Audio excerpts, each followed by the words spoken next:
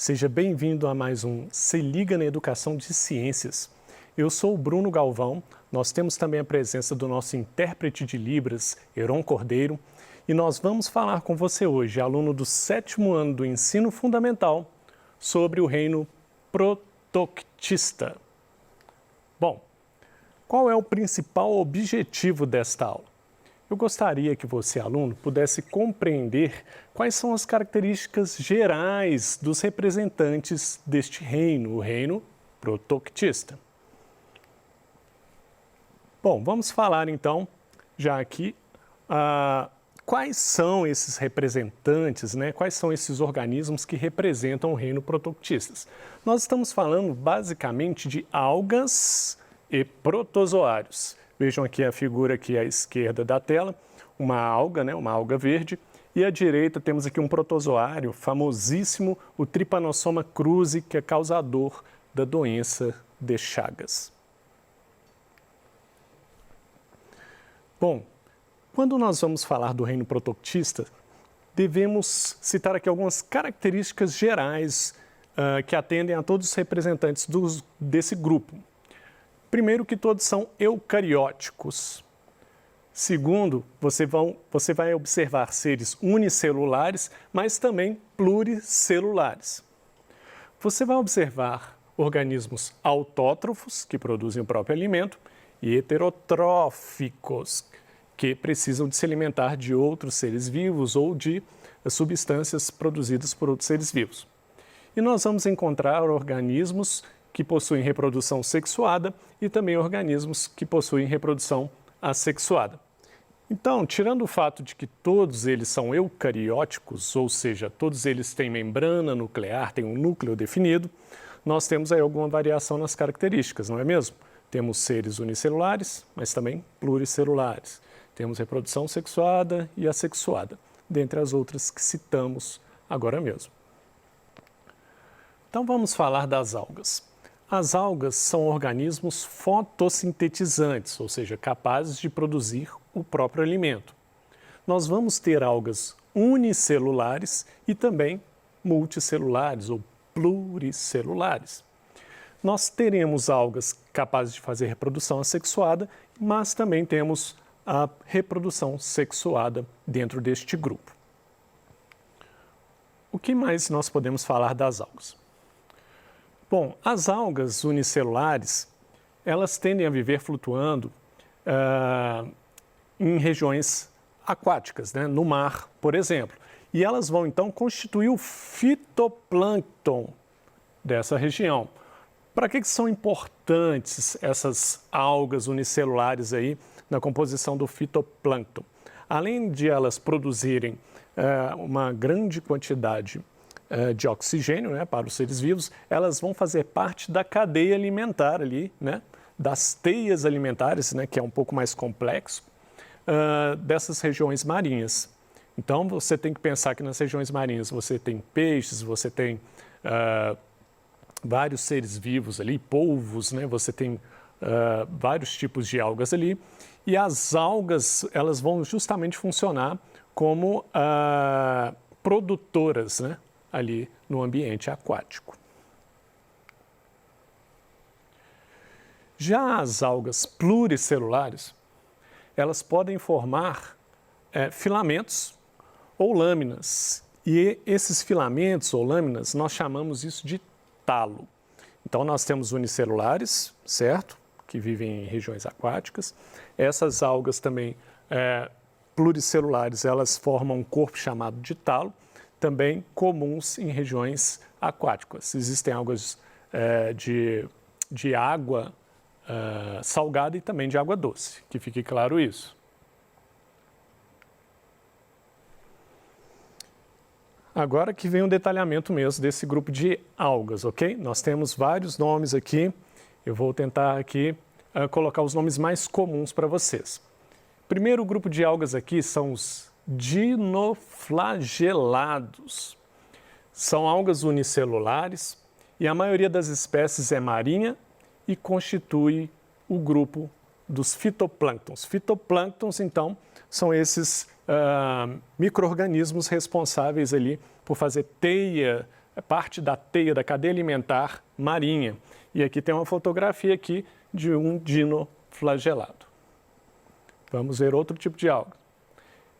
Olha, outro nome aqui estranho, diatomáceas. Então, são também algas unicelulares ou coloniais.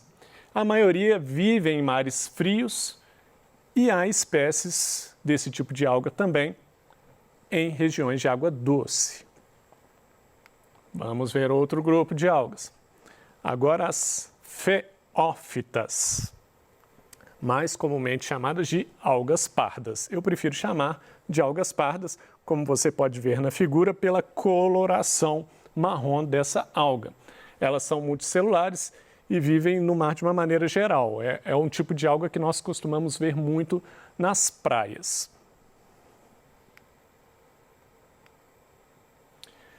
Outro grupo de algas, então, aqui, as clorofíceas, ou algas verdes. Também prefiro chamar de algas verdes. Dá para se notar pela figura aí o porquê de algas verdes, não é mesmo? Existem unicelulares, coloniais e também multicelulares. No caso aqui dessa figura nós temos uma multicelular.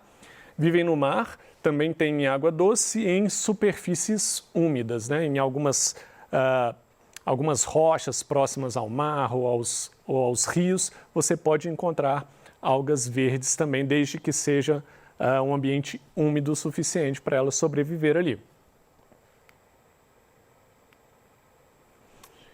Agora o grupo de algas chamado de rodófitas, ou algas vermelhas. Lá vou eu de novo preferir chamar de algas vermelhas. A coloração dela aqui não mente. A maioria é multicelular, né, formada de várias células, e vive em mares tropicais. E existe apenas uma centena aproximadamente de espécies que vivem na água doce. Então a maioria é do mar mesmo, principalmente nas regiões tropicais do globo terrestre. E essa aqui eu acho bastante curiosa, são chamadas de crisófitas, ou algas douradas. Olha só para essa imagem, realmente é uma alga dourada, né? Ela parece que tem um brilho como se fosse um ouro, não é mesmo? Elas são unicelulares ou coloniais, e são muito abundantes em ambientes marinhos e também é abundante em água doce. Ok, de algas é isso. Nós falamos aí de grupos de algas que são representantes do reino protoctista. Só que agora nós vamos falar de protozoários, que são os outros representantes deste grande reino. Os protozoários, eles são unicelulares. Então, olha só, já tem uma grande diferença aqui de algas e protozoários. Algas você tinha tanto unicelulares quanto pluricelulares. Protozoários nós temos somente organismos unicelulares. Eucariotos também, ok? Eles estão presentes em ambientes aquáticos, são heterótrofos, ou seja, eles não são capazes de produzir o próprio alimento. Existem protozoários de vida livre ou parasitos, inclusive a grande maioria é de vida livre. E os protozoários, eles possuem reprodução, na verdade aqui ó, é assexuada, tá? Deixa eu só colocar aqui com a canetinha aqui, bonitinho.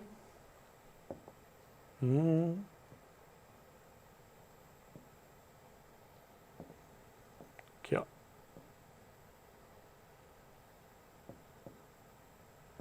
Assexuada, ok? Então a reprodução aqui é assexuada. Bom, vamos ver também grupos de protozoários, assim como vimos alguns grupos de algas. Nós temos protozoários que são ciliados. Eles se locomovem por meio de numerosos cílios. Um exemplo é o paramécio. Deixa eu mostrar aqui os cílios dele aqui, ó, nessa figura aqui. Deixa eu apagar o assexuada. Aqui, ó, talvez não esteja dando para você ver, mas esse paramécio ele é cheio de cílios aqui ao redor dele.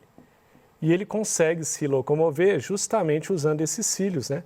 São estruturas locomotoras. Comigo passando uma amarelinha aqui vai ficar mais claro para você.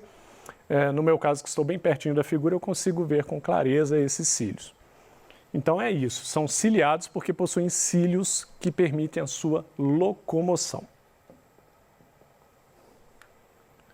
Temos protozoários também flagelados ou mastigóforos. Professor, que monte de nome hoje, hein? Realmente tem bastante nomes diferentes aqui. Eu gosto de pensar aqui em flagelados mesmo. Então, quando eu penso em flagelados, eu estou falando que esses micro-organismos eles possuem flagelos. E aqui nós temos como exemplo o Trypanosoma cruzi.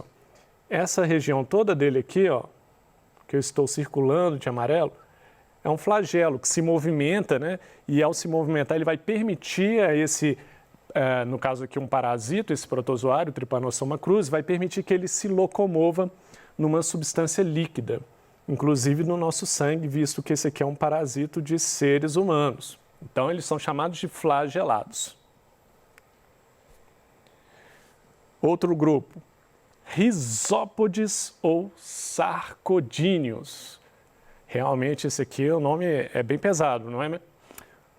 Na verdade, ele é chamado de risópode porque ele possui uma característica que é a formação disso aqui, ó, pseudópodes. Olha como é que parece, né? Risópode, pseudópode. Esse é um exemplo clássico que nós temos, que são as amebas. O que ele faz com esse pseudópode? O que é esse pseudópode? Vamos olhar para essa figura aqui para tentar entender. Isso aqui tudo é uma ameba. Veja como ela consegue fazer certas curvas com o corpo, e essas curvas é o que nós chamamos de emissão de uma espécie de braços de pseudópodes, e isso faz com que ela seja capaz, por exemplo, de pegar aqui, ó, e englobar, jogar para dentro dela algum nutriente que ela precisa. Ela forma como se fosse grandes braços assim e puxa para dentro do corpo alguma partícula que ela quer se alimentar. É claro que aqui eu fiz um exemplo aqui. Ela tem várias outras deformações aqui, ela tem uma capacidade de movimentar o corpo muito grande, né? Então, a gente chama isso então de pseudópodes, que são essas projeções que vão puxar o alimento para dentro, e é assim que ela se alimenta, a famosa ameba. É um exemplo aí também de protozoário, organismo unicelular. E os esporozoários, que são aqueles que formam esporos. Aqui a gente está falando de um tipo de protozoário que não tem cílio, que não tem flagelo e que não é capaz de formar esse pseudópode igual a ameba fazia. Os esporozoários, então, eles não possuem estrutura de locomoção. Além deles serem parasitos presentes em outros animais, e o principal exemplo é o exemplo dos plasmódiums, né? A gente tem plasmódium que causa malária nos seres humanos, uma doença super conhecida, extremamente perigosa, né? Extremamente grave, que está muito presente no norte do nosso país, principalmente, como é o caso lá de Rondônia e mesmo na região amazônica. E nós temos aqui, ó, essa figura está mostrando o seguinte, ó, eu vou circular aqui várias células aqui. Essas células são hemácias. Isso é uma imagem real, tá, gente? Essas hemácias aqui é uma fotografia vista ao microscópio comum. Agora, repare que dentro de algumas hemácias, olha aqui, olha, tá coloridinho aqui, ó, de azul, né? Tem uns bichinhos azuis aqui, ó. Isso aqui, esses azuis aqui dentro dessas hemácias, olha que essa hemácia aqui, ó, ela tem 3 dentro dela. São os plasmódiums, ou seja, é justamente o protozoário que causa a malária. E esse protozoário é muito eficiente em infectar hemácias do nosso corpo.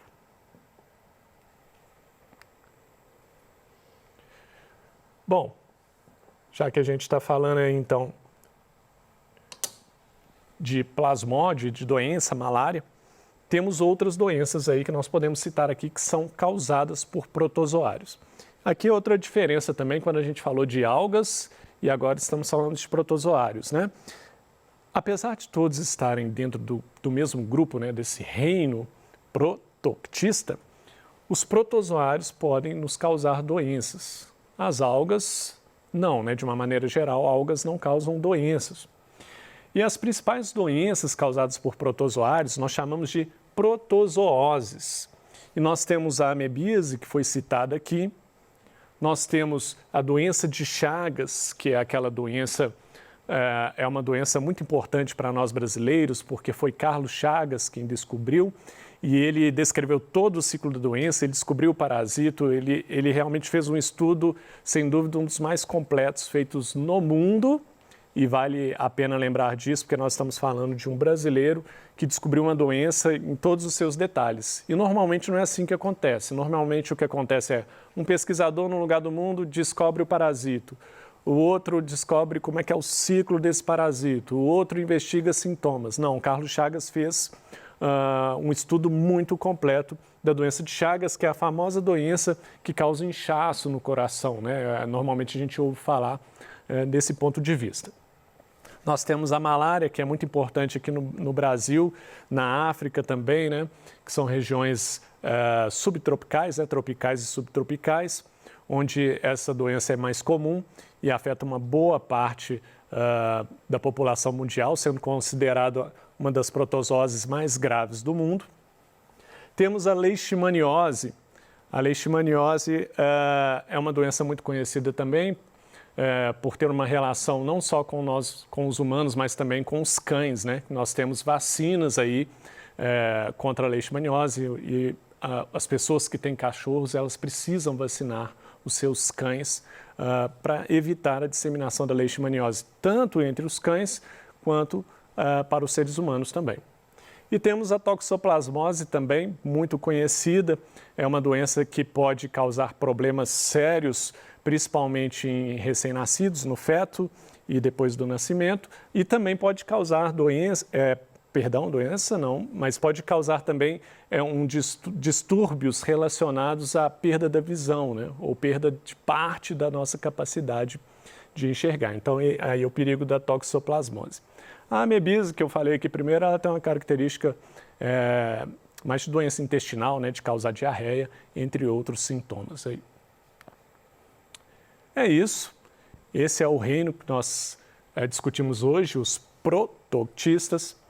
As características gerais vocês viram, que na verdade varia muito. Você tem organismos eucariontes, mas alguns fazem reprodução sexuada, outros não. Alguns são unicelulares, outros são pluricelulares. Aí nós vimos a divisão algas e protozoários e aí a gente consegue ver um pouco mais essas diferenças, né? Dentre elas que protozoários são todos unicelulares. É isso a aula de hoje. Aqui estão algumas referências bibliográficas para você consultar. No mais, eu desejo a você bons estudos.